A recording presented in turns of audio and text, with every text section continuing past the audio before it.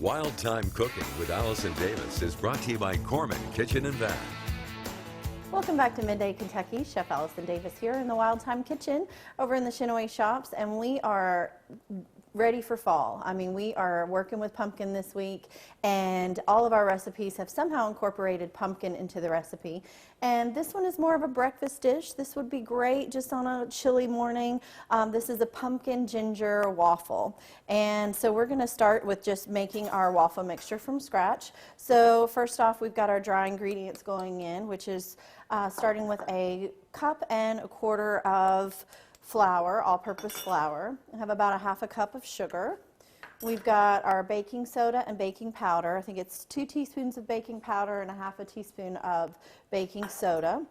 All right, and then we have kind of the pumpkin pie seasoning, a little cinnamon, a little ginger, and then we are adding in an additional bit of ginger, and this is crystallized ginger, and you can actually get this in the spice section of the grocery store, but this is going to give us that really nice strong flavor of ginger in this dish. But you want to chop it up because you can see it's like big chunks of just crystallized ginger. So you just want to chop that, and we're going to fold that in kind of at the end of our batter. So it just kind of gets folded in, and it's going to give us these nice little chunks of ginger into this dish. All right, so that's kind of our dry. We'll just give it a little whisk. And I do like to add just kind of a little pinch of salt in there with the batter. All right, we're going to go in with about 1/2 cup of pumpkin. We have some 2 eggs. All right, and then we have roughly 3/4 cup of buttermilk, rich buttermilk waffles, nothing like it. And then about 2 to 3 tablespoons of melted butter. All right, so we're just going to give that a nice little whisk and kind of smooth it out. I will tell you, just be cautious and do not over mix.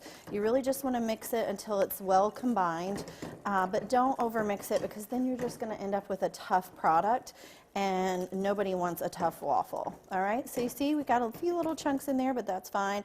But we've got it well mixed. Almost, if you're thinking of how long to mix, think about with muffins. So with muffins, you really just kind of mix until combined, and that's it. All right, so we're going to take this crystallized ginger, kind of throw that in there, and then we're just going to fold that in so that it's evenly mixed into our batter, and that's it. All right, so over here to my right, I have a waffle iron that has been heating up. I'm going to move these out of the way so you guys can see, get a good shot of this.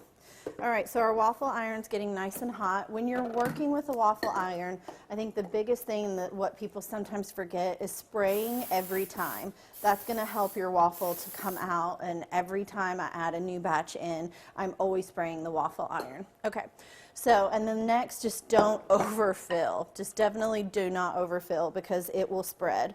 So just start with the middle. Maybe this is about 1/2 cup measure. Usually I'd say for a waffle maker, about 3/4 cup is good.